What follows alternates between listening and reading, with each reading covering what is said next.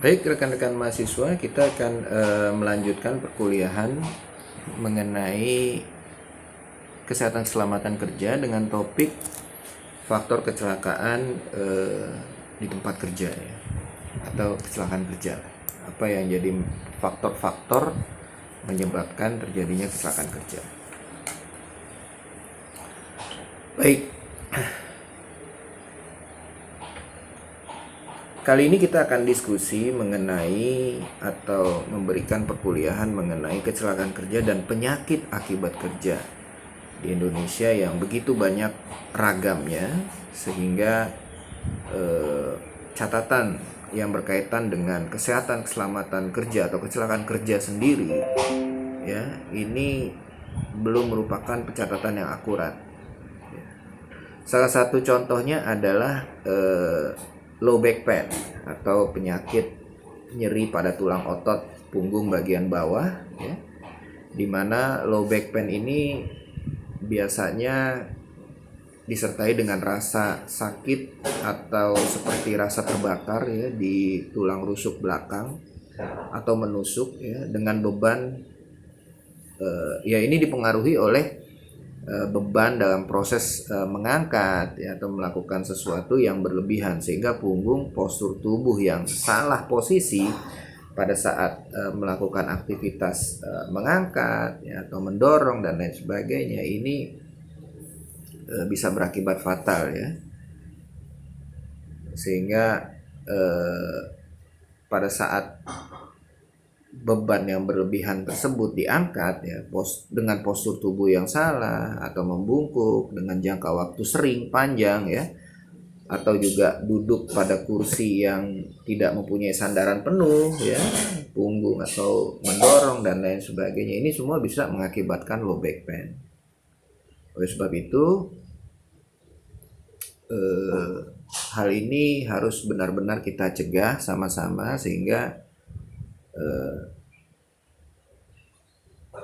penyakit akibat kerja yang diakibatkan oleh proses-proses tadi ini bisa berkurang dan karyawan tetap produktif.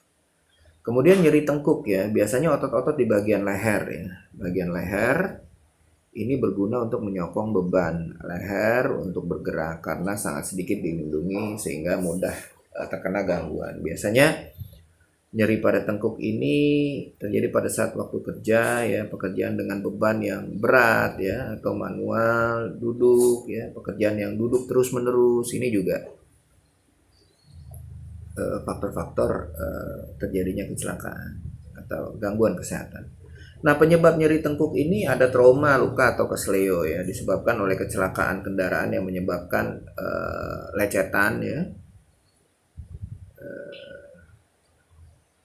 Kemudian juga ketegangan kronis pada otot dan tendon ya, daerah tengkuk ya, disebabkan oleh sikap yang tidak baik selama bekerja, di mana ligamen ya sangat tegang, otot jadi lemah, sendi-sendi leher dan saraf juga tertekan.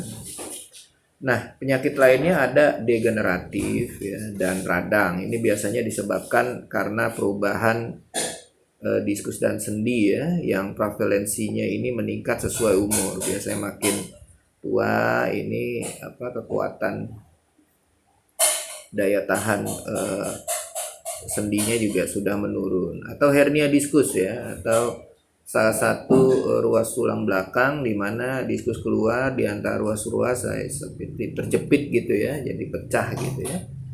Dan ini biasa disebut hernia. Atau faktor psikososial ya, beban kerja yang banyak, pekerjaan yang monoton dan kontrol yang rendah, serta tingkat sosial.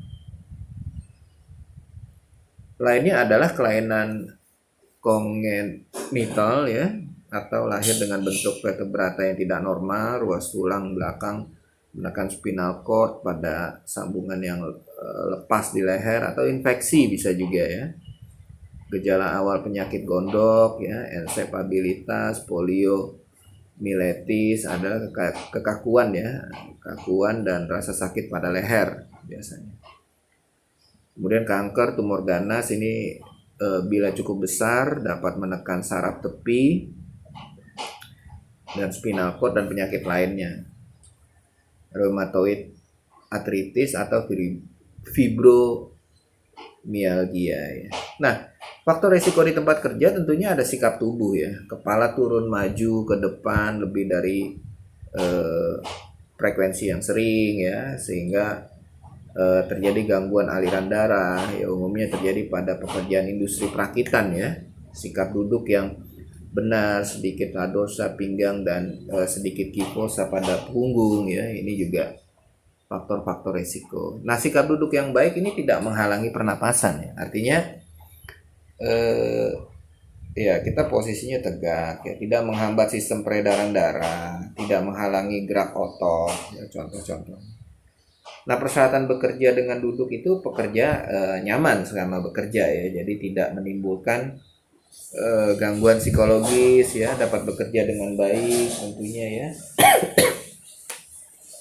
dan juga memuaskan harapan.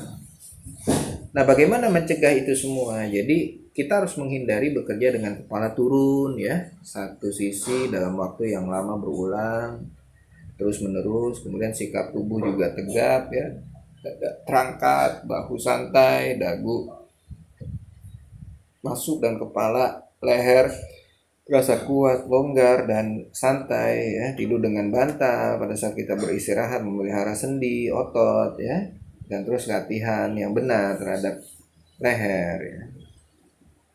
Nah, bagaimana merancang lingkungan kerja yang baik ya? Lingkungan kerja ini dipengaruhi oleh faktor fisik, biologi, kimia, dan juga ergonomi ya. Kalau kita lihat dari sisi fisik, tentunya ada sumber-sumber gangguan seperti bising, getaran, ya, radiasi, kemudian suhu, tekanan, lingkungan yang memang mengganggu karyawan ya dalam melakukan aktivitasnya. Kemudian dari biologi ada fungi, ragi, mite, virus, bakteri, mold, serangga ya. Atau dari sisi kimia ada debu, fume, ya, serat, cair, gas, uap, atau mist. Ergonomi tentunya ya. Jadi dampak kebisingan secara psikis ini mengakibatkan tensi atau fisik, ketajaman pendengaran ini juga bisa terjadi, bisa sementara atau menetap ya.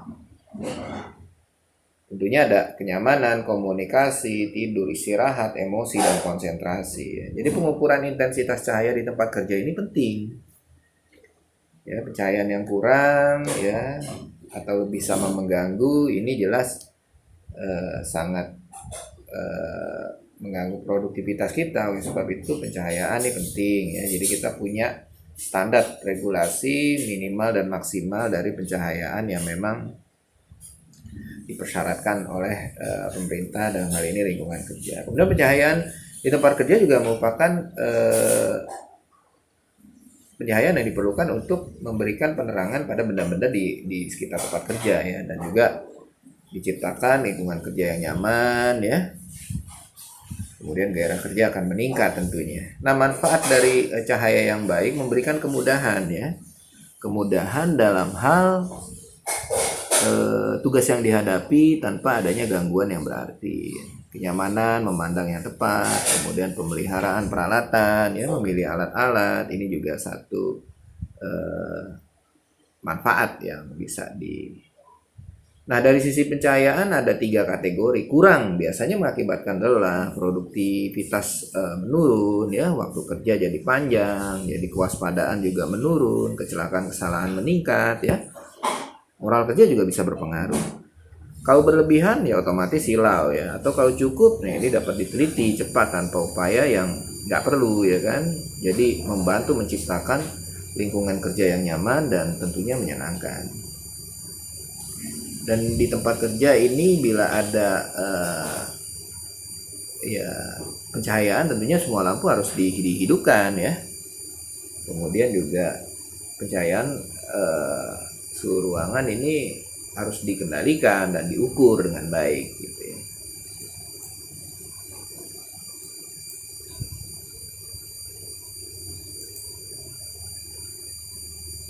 Oke, jadi faktor-faktor yang tadi itu adalah faktor salah satu contoh saja ya. Jadi salah satu contoh bagaimana cahaya ini sangat penting ya untuk kita kelola gitu ya di lingkungan kerja kita. Kalau kita lihat di sini ada kategori ringan, sedang, tinggi, dan sangat tinggi ya. Jadi kalau misalnya kita melakukan pekerjaan yang ringan seperti diskusi, baca, itu kurang lebih kita memerlukan standar 300 lux ya. Kemudian kalau tingkat sedang ya, itu juga bisa 200 sampai 300. Tapi kalau untuk tinggi itu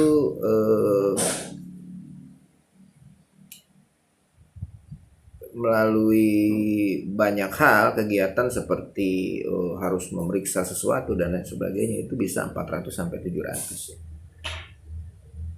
Kemudian sangat tinggi ini 1000 sampai 2000 ya.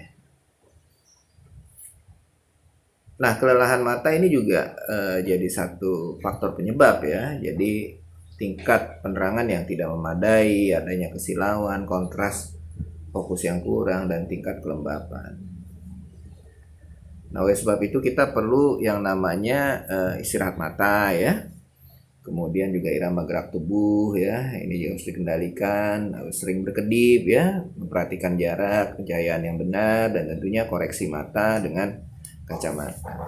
Mungkin demikian yang bisa saya sampaikan untuk perkuliahan faktor-faktor terjadinya kecelakaan kerja maupun gangguan terhadap kesehatan kerja. Semoga bermanfaat buat rekan-rekan mahasiswa. Untuk detailnya nanti kita akan diskusi di perkuliahan pertemuan pada sesi selanjutnya. Terima kasih. Wassalamualaikum warahmatullahi wabarakatuh.